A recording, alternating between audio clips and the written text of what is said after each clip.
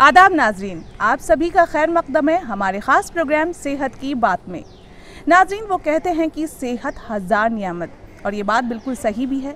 अगर हमारी सेहत सही नहीं है तो दुनिया की कोई भी शय हमें अच्छी नहीं लगेगी। अपने इस प्रोग्राम में हम वक्तन फ़वक्तन सेहत से जुड़े मुख्तलिफ मौज़ूआत पर बातचीत करते हैं, माहिरीन की राय जानते हैं। और आज की इस कड़ी में हम आ पहुँचे हैं नेहरू होम्योपैथिक मेडिकल कॉलेज, जहां हम होम्योपैथी के माहिरीन से बातचीत करेंगे, उनसे बहुत सारी मालूमात हासिल करेंगे। तो चलिए नाजरीन, देर ना करें और चलते हैं सीधा मेडिकल कॉलेज के अंदर।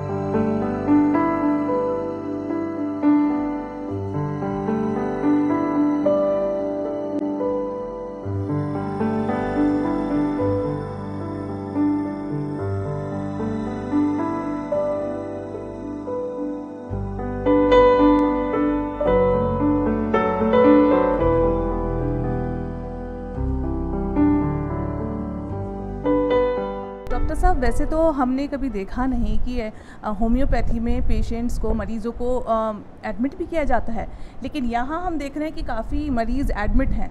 तो ये आप बताइए कि ये क्या है? हमारे यहाँ 100 बेड्स की फैसिलिटी है, आरसी से 100 बेडेड हॉस्पिटल, और ज़्यादातर हमारे यहाँ जोड़ों के मरीज़ एडमिट होते हैं और न्यूरोलॉजिकल डिसऑर्डर के भी मरीज़ यहाँ एडमिट होते हैं, जैसे कि स्ट्रोक के पेशेंट्स।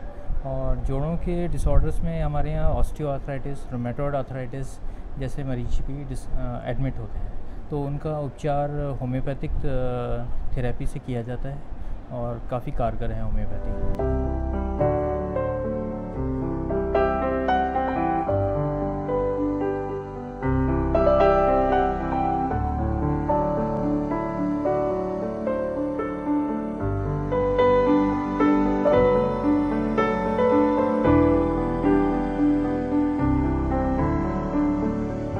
अच्छा, आप ये बताइए कि आप यहाँ क्यों आई हैं और किस बीमारी के इलाज की वजह से आई हैं? इधर की दवाइयाँ बहुत सूट करती हैं। मेरी पूरी फैमिली को होम्योपैथिक की दवाइयाँ ही सूट करती हैं। यहाँ मैं अपने वीकनेस का इलाज करवाने आई हूँ। हमारे घर में सबको वीकनेस की प्रॉब्लम है ज़्यादातर, तो इसलिए हम यहाँ पे बहुत टाइम से आ रहे हैं दवाइयाँ वगैरह लेने के लिए। मैं यहाँ पे, मेरे को पथरी थी, तो मेरे को सबने बोला, सजेस्ट किया कि आप होम्योपैथिक में चेक कराओ, तो मैं वहाँ पे चेक कराना है। अब मैं 1 साल से होम्योपैथिक से दवाई ले रही हूँ, काफ़ी फ़ायदा है, मुझे बिल्कुल भी पेन नहीं होता है, बिल्कुल ठीक हूँ पहले से, बहुत ज़्यादा, बहुत। इससे पहले कहीं और गई थी इलाज? प्राइवेट दिखाया था, सबने बोला कि मतलब आप दवाइयाँ लो, ये करो वो करो, पता नहीं क्या क्या, पर कोई फ़ायदा नहीं था। पर मैं यहाँ आई ना, 1 साल टाइम लगता है थोड़ा, पर ठीक हो जाते हैं, बिल्कुल ठीक हूँ मैं इस टाइम, कोई भी प्रॉब्लम नहीं है, बिल्कुल भी पेन नहीं होता मुझे। अब मैं पहले, मुझे भिंडी खाने के लिए मना कर दिया था और पालक भी नहीं खाने देते थे, पर अब मैं सब कुछ खा लेती हूँ, कोई प्रॉब्लम नहीं है मुझे। अच्छा, आप ये बताइए कि आप यहाँ किस बीमारी का इलाज कराने आई हैं, और आप पहले से ही मतलब होम्योपैथी पर भरोसा था या अभी फर्स्ट टाइम आई क्या? I have come first time. Actually मेरे रिलेटिव ने बताया कि यहाँ की दवाएं सूट करती हैं। मैंने पहले भी एलोपैथिक में दिखाया था। I have hyper pigmented spots on my legs. हाँ, सो I have come here for the first time as they got results.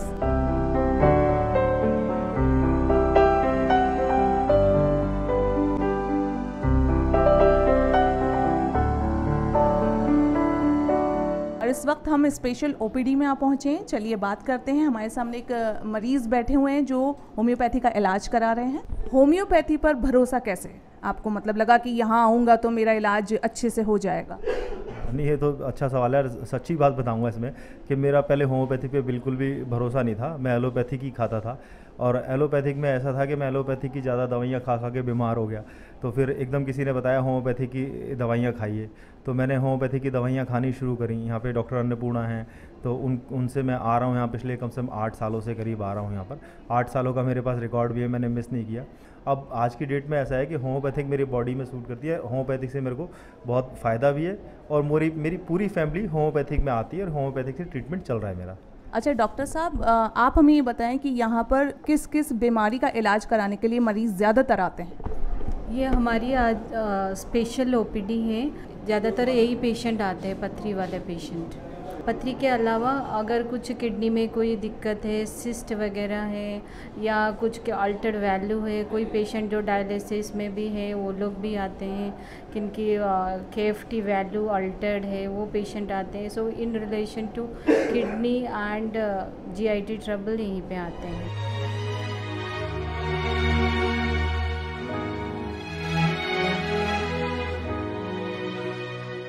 नाजरीन, इस वक्त हम आप पहुंचे हैं नेहरू होम्योपैथिक मेडिकल कॉलेज और आपका तारुफ कराएंगे हम डॉक्टर सीमा राय से।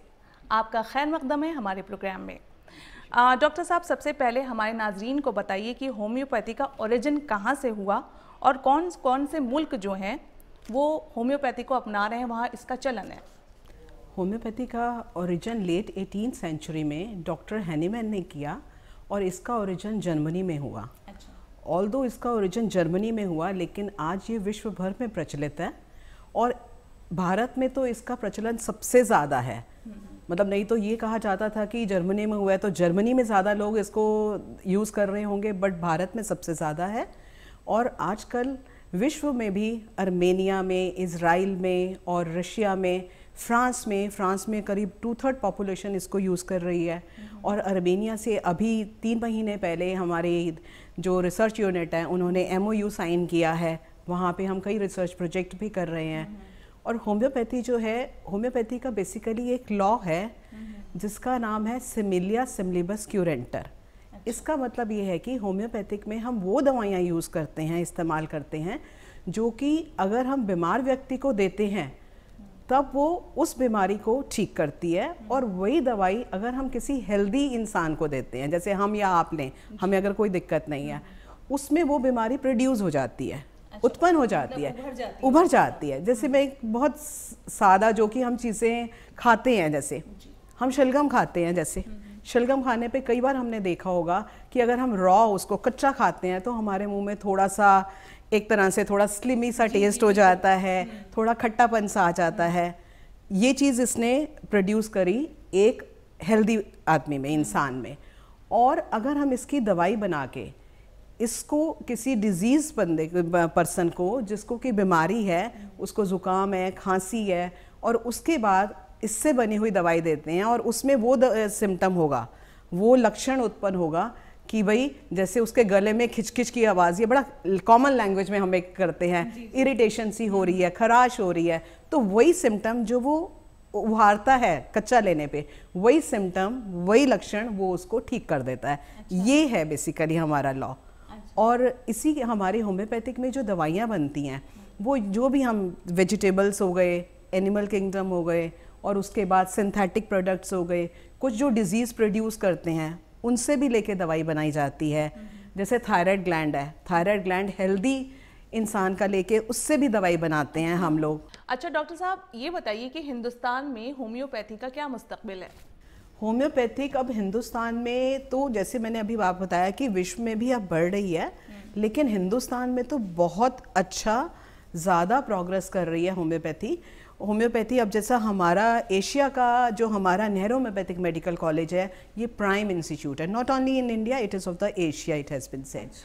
तो इसमें जो है हम यहाँ पर भी और बाकी सब होम्योपैथिक कॉलेजेस में भी सारी चीज़ें, एक आपने देखा होगा पीछे बहुत आर्टिकल्स आते रहे थे कि होम्योपैथिक सैक्लेक है या होम्योपैथिक सिर्फ पानी है, कुछ नहीं है, दवाई नहीं है। तो इसलिए होम्योपैथी की प्रोग्रेस के लिए अब हम हर इंस्टीट्यूट में, और not only in the institute, हम बाकी सब जगह भी हमारी रिसर्च यूनिट खुल रही हैं और हम रिसर्च कर रहे हैं, और साथ में उसको एविडेंस बेस्ड, जैसे एलोपैथिक इसीलिए प्रोग्रेस कर रही है कि उनमें एविडेंस है, बाकी जो ऑल्टरनेटिव मेडिसिन है एविडेंस, तो हम होम्योपैथी को जो भी हम पेशेंट को ठीक करते हैं तो उसको हम पैथोलॉजिकल बेसिस पे भी टेस्ट कराते हैं। जैसे स्टोन का पेशेंट आया तो स्टोन के पेशेंट में अगर उसके हमने सिम्टम ठीक कर दिया, हम कहेंगे ठीक हो गया, बट नहीं, हम उसका अल्ट्रासाउंड भी कराएंगे, एक्सरे भी कराएंगे, उसको यूरिन की प्रॉब्लम है तो पैथोलॉजिकल यूरिन इन्वेस्टिगेशंस भी कराएंगे। जब वो सब निल आ जाएंगी, जैसे बाकी सिस्टम एलोपैथिक सिस्टम कहता है, तब हम कहेंगे कि we have cured the patient, हमारा पेशेंट ठीक हो गया। अगर उसके सिर्फ लक्षण ठीक हुए हैं और बीमारी पूरी तरह ठीक नहीं हुई तो हम कहेंगे वो क्योर नहीं हुई। तो ये है कॉन्सेप्ट। अच्छा डॉक्टर साहब, ये बताएं कि आपके यहाँ PG कोर्सेज भी हैं या इस होम्योपैथी में कोई स्पेशलाइजेशन भी है किसी चीज़ का? होम्योपैथिक में हमारे इंस्टीट्यूट में 2 सब्जेक्ट में PG है, एक तो होम्योपैथिक फिलॉसफी और एक प्रैक्टिस ऑफ मेडिसिन, 2 सब्जेक्ट में है। और अभी हमने परमिशन ले ली है 3 और सब्जेक्ट में, जैसे एक है होम्योपैथिक मिटरे मेडिका जिसमें होम्योपैथिक दवाइयाँ यूज़ होती हैं, एक है होम्योपैथिक रिपर्टरी जैसे इंडेक्सिंग ऑफ सिम्टम, जो सिम्टम दिया आगे दवाई लिखी गई, इस तरह से होम्योपैथिक रिपर्टरी, और तीसरा है साइकेट्री। इन तीनों सब्जेक्ट के लिए हमारा बहुत काम चल रहा है और हम लोग अपना लगे हुए हैं कि इन 3 सब्जेक्ट में भी पूरी उम्मीद है कि हम नेक्स्ट ईयर इन 3 सब्जेक्ट में भी हमारे इंस्टीट्यूट पे खोल लेंगे, ताकि बच्चों को भी स्कोप बेस्ट से बेस्ट मिल सके और उसके बाद उनकी उन सब्जेक्ट में स्पेशलाइजेशन हो सके। और नहीं तो कहते थे जस्ट BHMS हो गया, तो अब ये नहीं है। अब सब कॉलेजेस और इवन एंट्री लेवल पे भी कुछ भी अगर आपने कहीं पे भी जॉब भी लेनी है, तो अब हम ये अपने तरफ से एफर्ट्स कर रहे हैं कि उस लेवल पे भी सब जगह MD एसेंशियल हो जाए, जिससे कि ज़्यादा से ज़्यादा हमें होम्योपैथिक सीखे हुए बच्चे मिले और होम्योपैथी को हम बहुत अच्छी तरह प्रोग्रेस कर सके। यही हमारा एम है कि सिर्फ इंडिया में ही नहीं, पूरे विश्व में, और इस झंडे को लेकर हमारा इंडिया जाए। डॉक्टर साहब, आप ये बताएं कि होम्योपैथी में जैसे कैंसर है, एड्स है, हेपेटाइटिस है, काफ़ी ख़तरनाक बीमारियां हैं, तो इनका भी मतलब कोई इलाज मुमकिन है फ्यूचर में? हम उम्मीद रख सकते हैं कि होम्योपैथी से इसका इलाज किया जा सकता है? हम ये तो नहीं कह सकते कि हम पूरी तरह उस चीज़ को ठीक कर सकते हैं, वो कोई भी नहीं कह सकता, बिकॉज जहाँ पर पैथोलॉजिकल चेंजेस आ गए हैं उन चीज़ों को रिवर्ट बैक नहीं किया जा सकता। कोई अंग खराब हो गया उसको हम नहीं ठीक कर सकते, बट उसकी जो प्रोग्रेस है उसको हम कुछ हद तक रोक सकते हैं। और उसके साथ जैसे मैंने आपको बताया कि पेशेंट को उस बीमारी के जो लक्षण आते हैं हम उनको दूर कर सकते हैं, और हमारी दवाइयों से पेशेंट की अंदर से बीमारी से लड़ने की क्षमता है जो वो बहुत बढ़ जाती है, जिससे कि पेशेंट उन बीमारियों से लड़ सकता है। और इन सब डिजीज़ पे हमारी एक सेंट्रल रिसर्च यूनिट है, central council of homeopathy research unit, जो कि इस तरह पे हम बहुत स्टेट्स में इसके लिए रिसर्च भी कर रहे हैं। शुक्रिया डॉक्टर सीमा, आपने वाकई बहुत ही आसान तरीके से अपनी बात को हमारे नाजरीन तक पहुंचाया है। बहुत बहुत शुक्रिया इस जानकारी के लिए।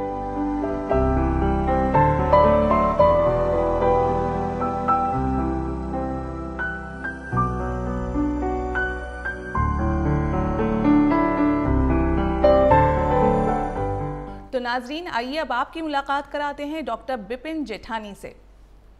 आपका बहुत बहुत खैर मकदम है हमारे प्रोग्राम में। अच्छा, सबसे पहले डॉक्टर साहब ये बताइए कि आपके कॉलेज में कौन कौन से कोर्स चल रहे हैं? यहाँ पे प्राइमरी 2 कोर्स चल रहे हैं, एक अंडर ग्रेजुएट लेवल पे और एक पोस्ट ग्रेजुएट लेवल पे। जो अंडर ग्रेजुएट लेवल का कोर्स है जिसको हम BHMS कहते हैं, bachelor of homeopathic medicine and surgery, ये पूरा पाठ्यक्रम 5.5 साल का है, जिसमें 4.5 साल हमारी पढ़ाई होती है और 1 साल ट्रेनिंग पीरियड होता है जिसको हम इंटर्नशिप कहते हैं। अच्छा। और इस 4.5 साल में भी हर साल के हिसाब से विभिन्न सब्जेक्ट्स में, विषयों में पढ़ाई की जाती है, जिनमें से कुछ विषय ऐसे हैं जो कि कन्वेंशनल मेडिसिन या एलोपैथिक मेडिसिन में भी पढ़ाए जाते हैं, और कुछ विषय जो कि स्पेसिफिक हैं होम्योपैथी के लिए, जैसे कि उसकी अपनी दवाइयों की नॉलेज, उसकी अपनी फ़िलासफ़ी, फ़लसफ़ा, उन सब के बारे में भी उन विषयों का ज्ञान दिया जाता है अलग अलग सालों में। अच्छा। तो इन सब को मिला के हमारे 4 अलग अलग साल हैं, जिसका पाठ्यक्रम में अलग अलग विषय हैं, और इन सब को मिला के 4.5 साल की पढ़ाई होती है और फिर 1 साल की ट्रेनिंग। तो ये हो गया अंडर ग्रेजुएट जी।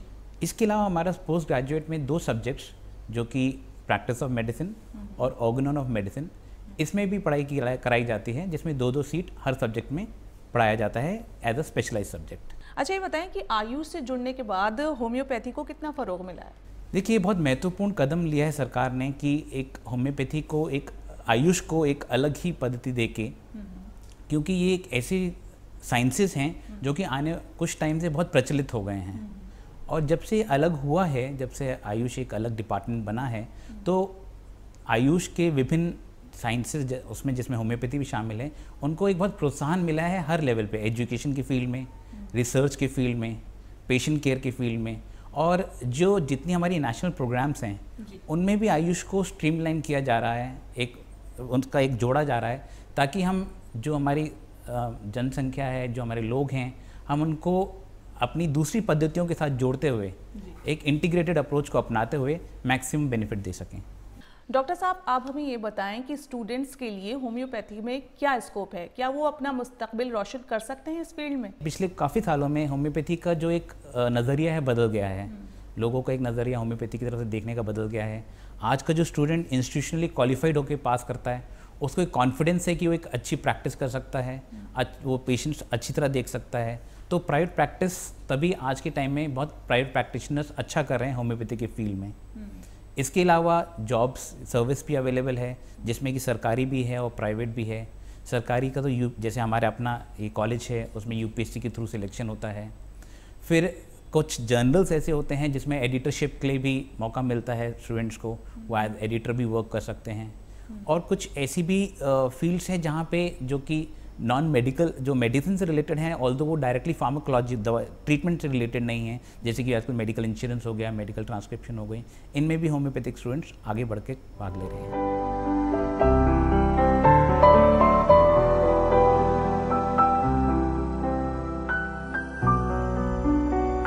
आप हमें ये बताइए कि इतने सारे फील्ड्स हैं, आपने सिर्फ होम्योपैथी को ही क्यों चुना?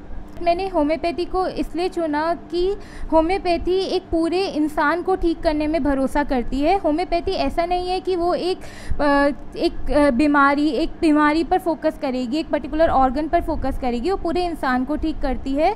और आजकल लोग होम्योपैथी की तरफ ज़्यादा जा रहे हैं। मैंने अपनी फैमिली मेम्बर्स और सारे रिश्तेदारों और बहुत सारे लोगों को होम्योपैथी से ठीक होते हुए देखा, और ख़ुद को भी मैंने अपने एलिमेंट्स होम्योपैथी से ठीक होते हुए देखे, तो मैंने ये फील्ड चुनने का डिसीजन। आप ये बताएं कि आपने यहाँ कौन से कोर्स में एडमिशन लिया है?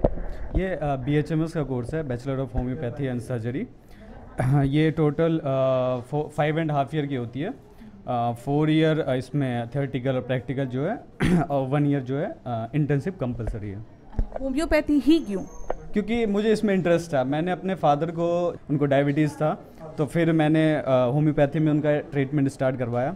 तो मैंने देखा काफ़ी इम्प्रूवमेंट, मतलब 100% जब वो बीमार थे तो 90% उनको इम्प्रूवमेंट हुआ। तब मुझे थोड़ा हुआ कि चलो मतलब इस पैथी में कुछ है तो एक बार इसको स्टडी करके देखते हैं। तो मुझे फिर भरोसा हुआ, फिर मैंने आगे इसलिए ट्राई किया। अच्छा, आप हमें ये बताएं कि होम्योपैथी में आप अपना मुस्तकबिल, अपना फ्यूचर कैसे देखते हैं इस फील्ड में? जी, होम्योपैथी में बहुत अच्छा फ्यूचर देखता हूँ मैं अपने आप को, क्योंकि क्रॉनिक प्रॉब्लम्स जो होती हैं, जैसे डायबिटीज़ हो गया, लाइफस्टाइल डिसऑर्डर्स हो गए, जैसे हाइपरटेंशन है और शुगर की बीमारियां हैं, तो उनमें बहुत अच्छा एक्ट करती है। और ज़्यादातर मैंने देखा है कि एलोपैथिक में क्या होता है कि एग्रेवेशन से ज़्यादा लोग ना बहुत ज़्यादा मेडिसिन ज़्यादा ले लेते हैं, ओवर डोजेज हो जाती है, तो उसकी वजह से हम लोगों को बहुत दिक्कतें आती हैं, बहुत ज़्यादा प्रॉब्लम्स बढ़ जाती हैं। इस वजह से हम नॉर्मली लोगों को पूरा देख के, उनकी पर्सनालिटी को देख के और उनके पूरे हाव भाव को, उनकी मिजाज को देख के हम मेडिसिन देते हैं, और वो काफ़ी मेंटल लेवल पे एंड फिज़िकल लेवल पे दोनों पे बहुत अच्छा असर करती है और बहुत जल्दी भी असर करती है।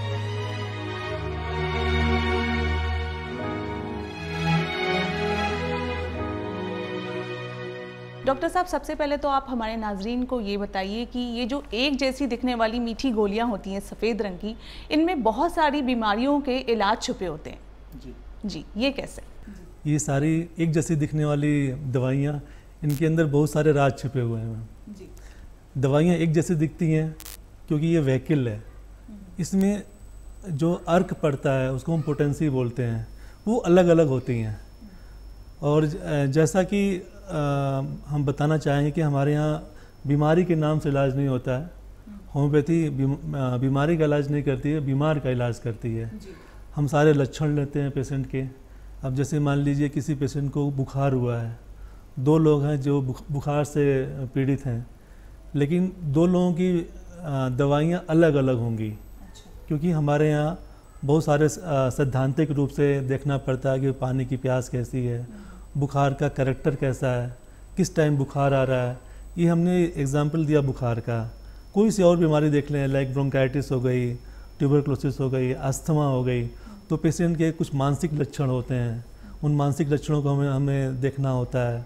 फिर उससे और जो जनरल सिम्टम है, पेशेंट को तकलीफ़ कब होती है, सुबह ज़्यादा होती है, शाम को ज़्यादा होती है, रात में ज़्यादा होती है, इन सारी लक्षणों को लेने के बाद हम टोटलिटी पे पहुंचते हैं। सारे सिम्टम्स को देखने के बाद हम एक दवाई निकालते हैं, उस दवाई को देते हैं, वो कारगर साबित होती है। डॉक्टर साहब, ये बताएं कि ये मदर टिंचर क्या है? मदर टिंचर ये होम्योपैथी में बेसिक चीज़ है। जैसे मान लीजिए हमारे यहाँ बहुत सारे दवाइयों का बहुत सारा सोर्स होता है। कुछ दवाइयाँ एनिमल सोर्स से ली जाती हैं, कुछ दवाइयाँ वेजिटेबल किंगडम से ली जाती हैं, कुछ दवाइयाँ मिनरल किंगडम से ले जाती हैं। तो इसमें मदर टिंचर में दवाई जो होती है एक यूनिवर्सल सॉल्वेंट होता है, जैसे मान लीजिए अल्कोहल हो गया, डिस्टिल वाटर हो गया, स्ट्रॉन्ग अल्कोहल में बनाई जाती हैं। और वो बनाने के बाद फर्दर तरीका होता है इनको पोटेंटाइज करने का, तो जिससे कि पोटेंटाइज होम्योपैथी की ब्यूटी होती है, होम्योपैथी की सुंदरता पोटेंटाइजेशन में छिपी है। उसके बाद उन दवाइयाँ का जो लक्षण है वो निखर जाते हैं। उन निखरने के बाद दवाइयों के अंदर और भी क्वालिटीज़ आ जाती हैं। जैसे मदर टिंचर बेसिक चीज़ है, बेसिक चीज़ मतलब कि उसमें मटेरियल क्वांटिटी रहती है, और मटेरियल क्वांटिटी उसमें स्ट्रॉन्ग अल्कोहल मिला के हम बनाते हैं, फर्स्ट स्टेप होता है। उसके बाद फिर हम अल्कोहल मिलाते हैं, पोटेंटाइजेशन करते हैं, फिर जैसे जैसे डाइल्यूशन बढ़ता जाता है हमारी पावर और निखरती जाती है। उसके हिसाब से जैसे मदर टिंचर है, फिर हम जाते हैं 30 पोटेंसी में, 6 में जाते हैं, 30 में जाते हैं, 200 में जाते हैं, 1M में जाते हैं, 10M में जाते हैं। तो जैसे जैसे हमारी पोटेंसी बढ़ती जाती है हमारी दवाइयों का स्कोप बढ़ता जाता है। अच्छा, ये बताएं कि कहते हैं कि इसमें होम्योपैथी का जब आप इलाज करा रहे हैं तो काफ़ी परहेज़ की ज़रूरत होती है इसके अंदर, और ऐसा क्या वाकई में है, और अगर है तो क्यों? परहेज़ का बहुत इम्पोर्टेंस नहीं है। हालांकि कुछ दवाइयों के अंदर, जैसे मान लीजिए कि हमारी कुछ दवाई है, जैसे कुछ दवाई जिसमें हमें कॉफ़ी का सेवन नहीं करना होता है। जैसे हमारी एक दवाई सोराइनम है, उसमें हम कॉफ़ी नहीं देंगे पेशेंट को। एक दवाई थूजा है, लाइकोपोडियम है, उसमें हम प्याज खाने को मना करते हैं।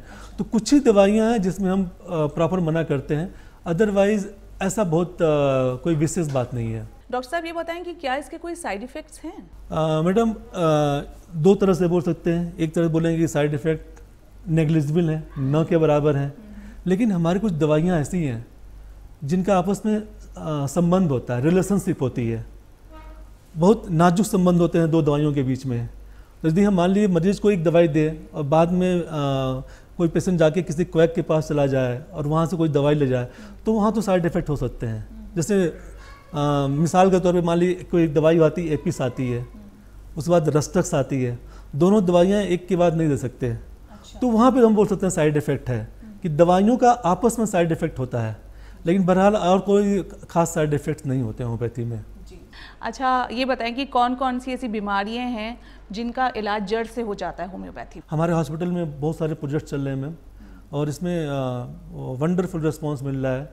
जैसे कि जीरेटरी प्रोजेक्ट बताएंगे, asthma, respiratory diseases, osteoarthritis, psoriasis, life style diseases, इन सब पे जो है होम्योपैथी का बहुत कारगर प्रभाव देख। अच्छा डॉक्टर साहब ये बताएं कि अगर हम होम्योपैथी का इलाज कर रहे हैं तो उसके साथ साथ क्या एलोपैथी की दवाएं भी खा सकते हैं? देखिए, कुछ दवाइयाँ होती हैं मैम, जैसे कि हम पेशेंट को डाइट हो गई है, हमसे रोटी सब्जी खाते हैं, दाल खाते हैं, लेकिन पेशेंट को suppose he is taking medicine from last 10 years, तब वो क्या वो जिस्म की ज़रूरत बन जाती है, उसको हम बंद करा देंगे तो पेशेंट की कंडीशन एग्रावेट हो सकती है।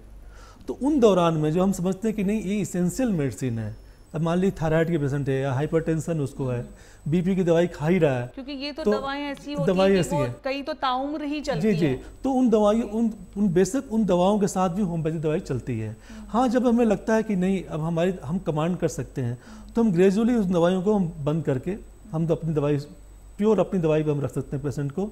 अदरवाइज स्टार्टिंग में हम नहीं रखेंगे या हम डोज को टेपर ऑफ करेंगे, तब हम अपनी, इसलिए साथ दवाई चल सकती है। शुक्रिया डॉक्टर साहब, वाकई आपने हमारे नाजरीन को बहुत सारी जानकारी फराहम की है, और वाकई बहुत सारी ऐसी चीज़ें हैं जो मुझे खुद नहीं मालूम थी होम्योपैथी से जो रिलेटेड थी और आज पता चली हैं। आपका बहुत बहुत शुक्रिया।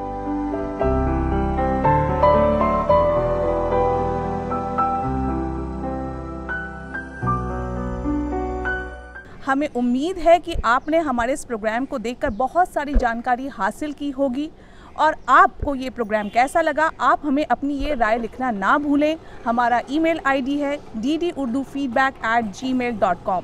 तो चलिए अगली बार एक नए मौजू के साथ हम फिर हाजिर होंगे, तब तक के लिए हमें दीजिए इजाज़त। खुदा हाफिज़।